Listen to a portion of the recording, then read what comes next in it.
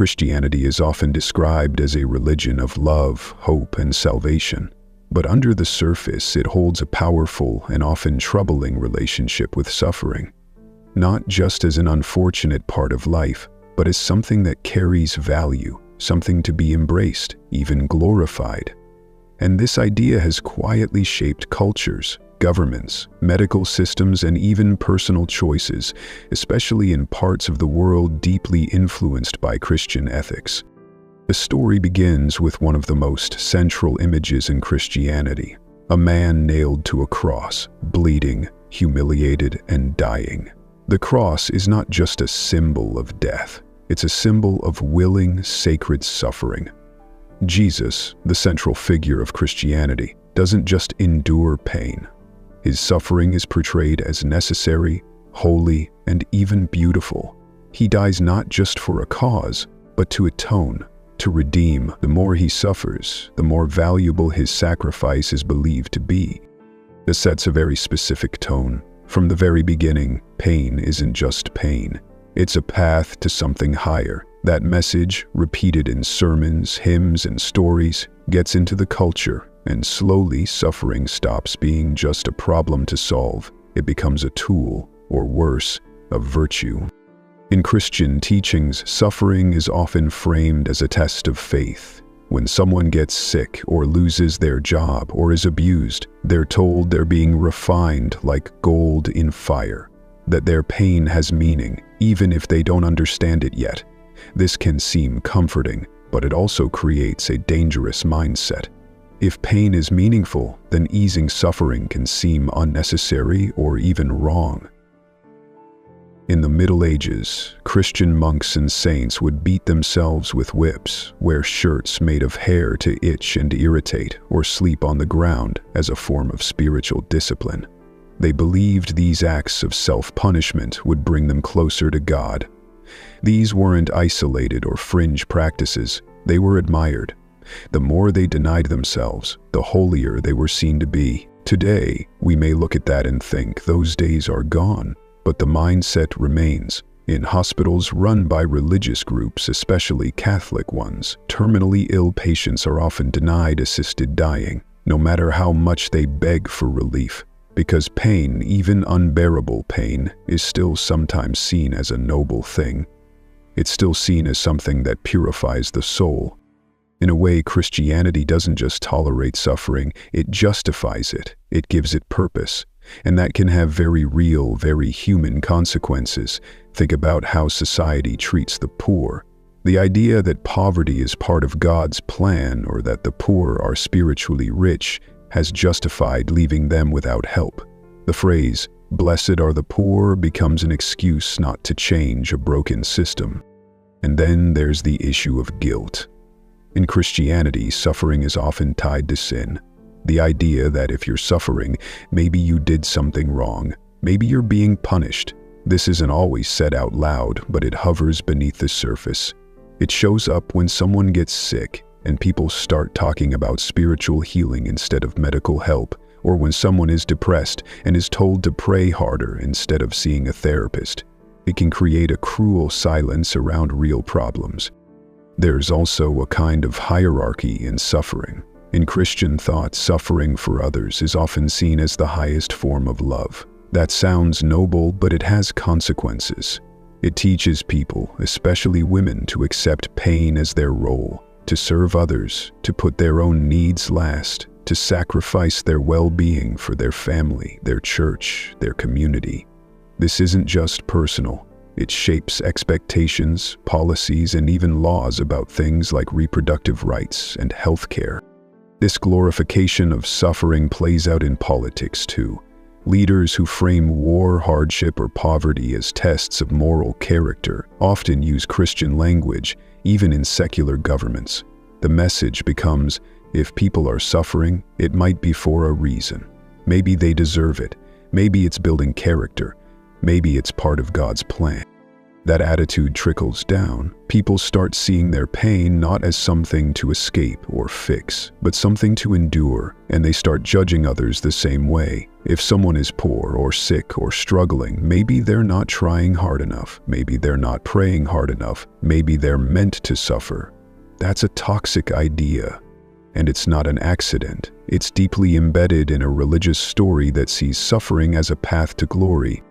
What's also striking is how suffering is used to control. When obedience is tied to virtue and disobedience to pain, it creates a very clear system: follow the rules or suffer. This shows up in religious parenting, in religious schools, and in sermons that equate questioning with rebellion. Fear of suffering, especially eternal suffering, is used as motivation, not curiosity, not compassion. Fear.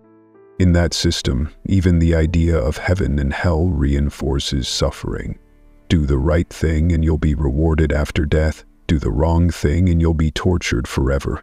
This makes suffering not just a part of life, but a tool for moral discipline. It means that any earthly suffering you go through now might be worth it, if it leads to eternal reward later.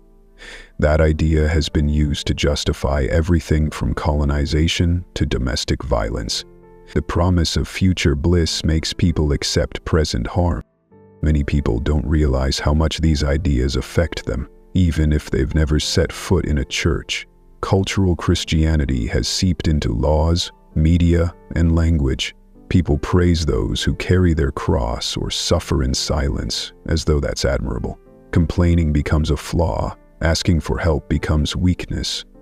This isn't human nature. It's training. It also shapes how people treat those who are suffering. Instead of addressing root causes, bad policy, inequality, injustice, people are taught to comfort with phrases like "God has a plan" or "everything happens for a reason." These aren't just lazy answers. They reflect a worldview that sees pain not just as a problem, but as a potential good. That kind of thinking doesn't lead to solutions. It leads to silence. This isn't just philosophical. Studies have shown that religious people, particularly in Christian-majority countries, are more likely to accept suffering as part of life and less likely to support policies like universal healthcare or euthanasia. There's a deep belief that suffering might be good for the soul, and that belief shapes real-world decisions. You can see the difference when you look at more secular countries. In places where religion has less influence, there's a stronger focus on well-being, mental health, and the right to die with dignity. People are less likely to say that suffering builds character and more likely to ask how it can be prevented. That's not just cultural, it's structural. It changes how societies work. There's also a strange irony in how Christianity approaches suffering. On the one hand, it tells people to embrace their pain. On the other hand, it promises escape from it. Heaven is described as a place with no tears, no pain, no death. But to get there, you have to go through pain first. The suffering becomes a kind of entrance fee. That paradox keeps people stuck. They want relief, but they're told they need pain to earn it. It's important to ask, who benefits from this idea? Who gains when people believe that their pain is holy? Often, it's those in power. If people believe their suffering is part of a divine plan, they're less likely to protest, to rebel, to demand better. That makes suffering not just a spiritual idea, but a political one. It becomes a tool of control. And when people do speak out, against abuse, against injustice, against inequality, they're often met with religious silence, or worse, religious judgment, because challenging suffering can look like challenging God. And that's not allowed. None of this means that people shouldn't try to find meaning in their pain. Humans are wired to search for patterns, to tell stories, but meaning doesn't have to come from ancient texts or divine punishment. It can come from each other, from empathy, from understanding. It can come from working to reduce suffering, not glorify it. The idea that suffering is valuable is not just outdated, it's harmful. It tells people to stay quiet, to endure, to accept what should never be accepted. And it's time to question that idea, not just privately, but publicly, in our language, our policies, and our values. There's nothing noble about needless pain. There's nothing holy about watching someone suffer and calling it growth. And there's nothing compassionate about telling people their suffering is sacred instead of working to end it. If we want a better world, we can't worship suffering. We have to face it honestly. We have to name it, challenge it, and try to prevent it. That doesn't mean life will be easy, but it means we stop pretending that pain is good for us just because a book says so. Religion doesn't own the conversation about suffering, and it certainly doesn't get the last word. It's easy to overlook how deeply this idea of redemptive suffering has been built into everyday thinking. Many people grow up hearing stories about saints who endured disease, isolation, torture, or martyrdom, and they're celebrated not for surviving, but for suffering well. Their value isn't measured by how they changed the world or improved lives, but by how much pain they accepted without question. These aren't just tales told to children. They're blueprints. They teach people how to behave when life gets hard, not by resisting, but by embracing the misery. That changes how people deal with everything from illness to abuse. If someone believes that suffering makes them closer to the divine, or that their suffering helps someone else, they may not leave a violent partner. They may not speak out about mental health struggles. They may avoid medical care, especially in religious communities where prayer is elevated over therapy or science. What starts as a personal belief becomes a barrier to healing. This dynamic can also be seen in how Christian charities and missions operate. There's often an underlying idea that helping others is not just about relieving suffering, but about witnessing it, about watching it, about being near it. Helping is tied to proximity to pain, and often the suffering of others becomes a way for the privileged to feel spiritually awakened. This can lead to what some sociologists call poverty tourism or pain voyeurism, where wealthy Christians travel to poor areas not to fix root causes of inequality, but to feel personally transformed by witnessing the misery.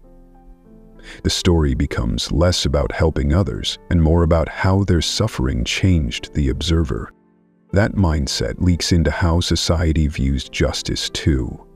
There's a reason why punitive systems are often defended in religious language. People are told that wrongdoers must suffer to pay for their sins, not just be rehabilitated or prevented from causing harm. The criminal justice system in many Christian-influenced countries is built on pain as punishment, because pain is still seen as the best way to purify. Redemption isn't about growth, it's about suffering enough to be forgiven. It also skews ideas about forgiveness. Victims are often pressured to forgive quickly, to let go of their anger, and to move on without accountability. They're told that holding on to pain is unchristian, that true faith means turning the other cheek, even if the abuser never apologizes. This shifts responsibility from the person who caused harm to the person who was harmed.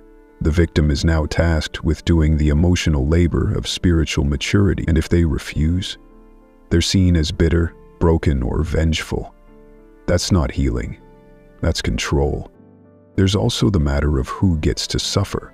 In Christian narratives, it's often the meek, the humble, the obedient who are praised for their pain, but these roles tend to fall along specific lines.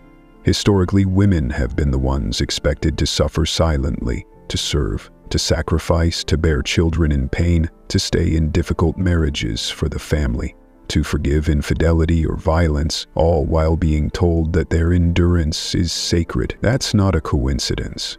When suffering is glorified, it rarely applies equally.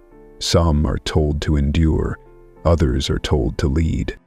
Even in political rhetoric, this shows up all the time. In the United States, which has a strong Christian cultural identity, you'll hear leaders talk about the nobility of work when rejecting healthcare reform, or say pain builds character when cutting welfare programs. They frame poverty as a test, not a problem.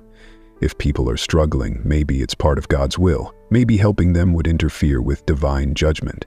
This theology of pain becomes policy. The glorification of suffering also numbs people to the suffering of others. If you're raised to see pain as meaningful, you might be less moved by tragedy. When you hear about a child dying from preventable disease or a war-torn village collapsing, you may reflexively think, that's horrible, but follow it with, maybe this is part of a bigger plan. That second thought kills empathy. It makes the pain of others abstract. It becomes someone else's spiritual lesson, not a call to action. Contrast that with a secular moral framework. In a secular view, suffering is bad because it hurts people, not because it fits into a cosmic narrative. Relief is good because it helps someone live better, not because it earns spiritual points. Ethics are grounded in outcomes, not obedience. In this framework, suffering has no moral value. It's just a reality to be confronted and, wherever possible, reduced. That difference leads to real changes in healthcare, in education, in law. It replaces endurance with prevention, resignation with resistance. Take, for example, the global response to humanitarian crises. Secular organizations often focus on infrastructure, clean water, healthcare, education. Religious organizations sometimes focus on conversion and prayer first, then aid second. The suffering of the people becomes the stage for a spiritual message. The question becomes not just how do we help, but how can their pain serve a higher purpose? That shift delays real change. And there's another problem with glorifying suffering. It teaches people to feel guilty when they feel good. Pleasure becomes suspicious, rest looks lazy, comfort seems indulgent. If pain is noble, then ease must be corrupt. This can lead to chronic self-denial where people mistrust their own joy, where someone who has a stable life feels they haven't earned it, or that they should be doing more to help those in pain, but not by solving problems, by joining in the suffering. That's how the cycle repeats. Pain becomes a passport to goodness. And the more someone suffers, the more they believe they must be on the right path. It becomes addictive. The theology of suffering doesn't just tolerate pain, it breeds it. This thinking also plays out in disaster responses. When a tragedy strikes, a hurricane, a pandemic, a school shooting, you'll hear people say, God is teaching us something, or there's a lesson in this. That idea prevents a clear-eyed look at what went wrong. Instead of asking why the systems failed or how to prevent the next tragedy, people search for moral meaning, and while they do that, the underlying problems stay untouched. The suffering continues. It's not just the religious who repeat these ideas. When the dominant culture treats suffering as virtuous, even secular people can internalize it. They feel shame for wanting less stress. They stay in abusive jobs because quitting would be selfish. They wear burnout like a badge of honor. They say things like, no pain, no gain, not just in fitness, but in life. These are echoes of religious thinking dressed in modern clothes. The glorification of suffering also makes it harder for people to recognize abuse. If you're taught to accept pain, you may not see when that pain is coming from someone who's hurting you. You might think, this is just my cross to bear. You might think you're growing from it, or that staying in a harmful situation proves your strength. That confusion keeps people trapped. And finally, there's the issue of legacy. Christianity has shaped the West in ways that still influence how we talk about ethics, family, power, and health. And at the heart of that legacy is a belief that pain purifies, that struggle reveals character, that wounds are where light enters. These ideas are repeated in books, songs, art, movies. They seem beautiful on the surface, but beneath them is a quiet, steady message that your pain is not just yours. It belongs to something bigger. And maybe you should be grateful for it. That is not just dangerous, it's dehumanizing. Suffering doesn't make people better. What makes people better is support, connection, autonomy, and compassion. Pain happens, that's life. But what we do with that pain and what stories we tell about it shapes everything that follows. We don't need to glorify suffering. We need to stop it. We need to treat pain not as a spiritual gift, but as a call to act, not with sermons or silence, but with solutions. The world doesn't need more martyrs. It needs more people who are willing to say, enough. That's where real meaning begins. The pushback against this idea is growing, even if quietly. More people are starting to ask why they should accept pain as a teacher rather than a warning, why the most celebrated virtues so often seem to require a dose of misery, why suffering has to be a prerequisite for dignity, and they're finding that it doesn't. The rise of secular ethics, modern psychology, and evidence-based medicine offers alternative frameworks. These frameworks don't deny that suffering exists, they just don't worship it. They treat pain as something real and serious, something that should be understood, managed, and, where possible, eliminated, not moralized. Take mental health. In religious communities shaped by Christian thought, depression is often spiritualized. It's seen as a test, a burden, even a punishment. Some are told that they must pray harder or repent or forgive. Therapy can be dismissed, medication viewed with suspicion. The result is that people delay seeking help, or they never seek it at all. In contrast, secular approaches recognize depression as a medical issue with psychological, biological, and environmental causes. They don't shame people for suffering. They ask what conditions caused this pain, what can be changed, how do we reduce harm? That's not just more humane, it's more effective. There's no virtue in untreated trauma. There's no glory in white-knuckling through life alone. But in a culture where suffering is framed as noble, people are praised for doing exactly that. The person who keeps working through grief is applauded. The single mother who takes no help is admired. The student who never complains, no matter how much they're struggling, is seen as disciplined. But none of this honors their humanity. It ignores it. You see this clearly in how illness is treated.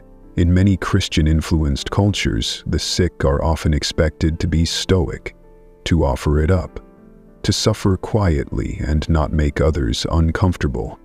People who seek assisted dying are told their desire for relief is a moral failure, rather than an honest response to unbearable pain.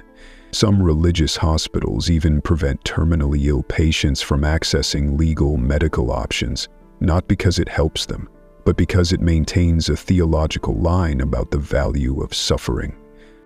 That line doesn't come from empathy, it comes from doctrine. And this reverence for pain isn't just applied to individuals, it's woven into national identities. In America, the narrative of struggle is everywhere. The idea that suffering makes a person more American, that pulling yourself up by your bootstraps is the only way to earn success, that hardship is proof of moral worth. These ideas have religious roots, even if they're no longer dressed in church language. But the cost is real. It creates a culture where asking for help is suspect, where people are blamed for their own misfortune, where systemic issues like healthcare, education, and housing get reduced to personal failings. Because if suffering is meaningful, maybe it's meant to happen. Maybe people who are struggling need to suffer a little more before they get it. That mindset erodes empathy, and it limits progress. When we glorify suffering, we stop looking for solutions. We stop demanding better. We build statues to people who endured instead of systems that prevent the pain in the first place. We confuse survival with success. There's a different way. Some modern philosophies argue that suffering is not a badge of honor but a signal, a sign that something is wrong, that a need isn't being met, that change is necessary. Instead of glorifying it, we can learn from it, not by accepting it but by listening to what it tells us. That requires honesty, and it requires rejecting the religious idea that pain must be good for you because someone once suffered for the world. There's also strength in rejecting suffering as a tool of virtue, in saying that happiness, comfort, and well-being are not signs of weakness or selfishness. They are signs of a healthy society, a society that values prevention over punishment, support over stoicism, repair over sacrifice. It's not weakness to want a life with less pain. It's not shallow. It's not indulgent. It's humane. We can admire those who've endured without turning endurance into an ideal. We can recognize that people are more than their pain, that they don't need to prove their value through hardship, that surviving suffering doesn't make someone more noble than someone who never had to. This doesn't mean pretending pain doesn't exist, or that we can erase it completely. Life is hard. Tragedy is real. But how we treat pain, how we think about it, shapes how we treat each other. Do we tell people to accept their suffering because a man once died on a cross? Or do we tell them their pain matters not because it's sacred, but because they are? That's the core question. Because when pain becomes sacred, it stops being questioned. It becomes a destination instead of a signal, a virtue instead of a warning. And in that silence, injustice thrives. Religious glorification of suffering builds beautiful stories on the backs of broken lives. It turns agony into poetry. But life isn't a parable. It's not a sermon, and people are not characters in a divine drama. They are real, their pain is real, and their healing should not be postponed in favor of an invisible reward or a moral lesson. If we want a more compassionate world, we can start by telling a different story. One where pain is not a path to holiness, but a signal that something must change. One where love doesn't demand sacrifice, but support. One where empathy doesn't wait for a reason, it acts. Because a better world doesn't come from learning to suffer better, it comes from learning how not to make others suffer at all. And that's something worth believing in.